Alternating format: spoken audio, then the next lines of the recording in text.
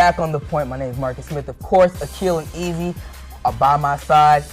The SWAC volleyball tournament is approaching us, and of course, TSU has the #1 seed, and they get to play Alcorn State, the #4 seed. Here's some other matchups going on in the tournament. We have Alabama State #2 playing #3 Prairie View A&M. Jackson State #1 in the East playing Arkansas Pine Bluff #4 in the West. #2 Southern gets to face off against Alabama A&M. Fellas, volleyball is underway, postseason. I'm very excited. You guys, check this real quick, okay? Look, listen. Southern won the championship last year. Alabama State won. No, Southern was a runner-up, excuse me. Alabama State won the championship. Alabama State has won the past 2 years. You know who won before that? Jackson State for another 2 years. That's a sleeper pick right there. Exactly. So TSU had an outbreak year this year, going 7-1 and basically dominating every team they faced.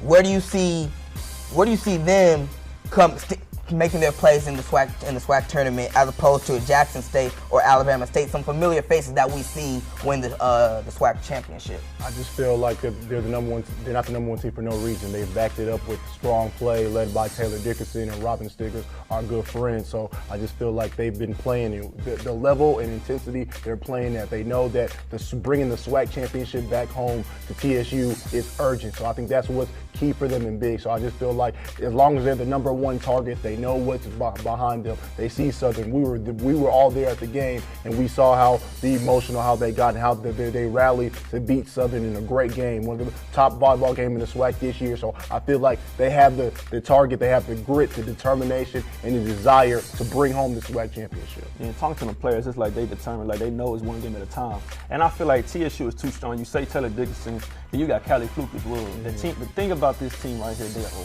they're long. It's a long, athletic team with volleyball. But you can't sleep on Southern nor Jackson State.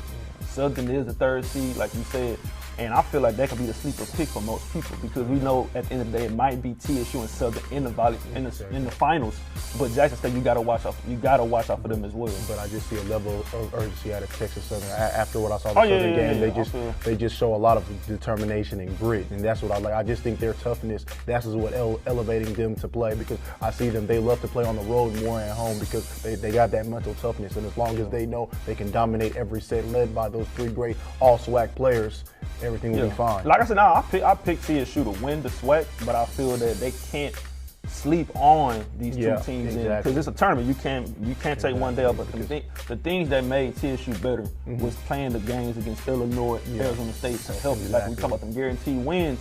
It's just like that in basketball, football. Even though if you lose those games, it still gives you a confidence booster when you go into SWAC play, because it's almost like a preseason almost when it comes to SWAC teams, other conferences with lower mid-major conferences. So I feel that them games against Illinois, Arizona State help them play against the likes of Alcorn, Grambling, Southern, Jackson State, likes of those teams. So I feel that TSU is too powerful. They're too confident right now. They're on a high right now. So I feel that they could take over. They're going to win the SWAC championship. Coach, and Marcus, you know as well as anybody, Coach just got them playing with intensity as well as anybody in the country. And you're right, Easy. I spoke to Coach Adams, and her main thing is taking it game by game and continuing to play volleyball as the way they do in practice and the way they've been doing all season long. I spoke with Taylor as well, and she said they're the big dogs going into the tournament, and now's the time that they just have to go. They just have to fight. Yeah, it's going to be a real interesting SWAC tournament. I can't wait to see the results from that. Yeah.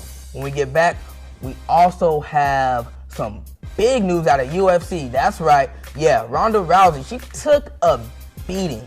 These guys are going to talk about that in a little bit. You stay tuned. You're watching The Point.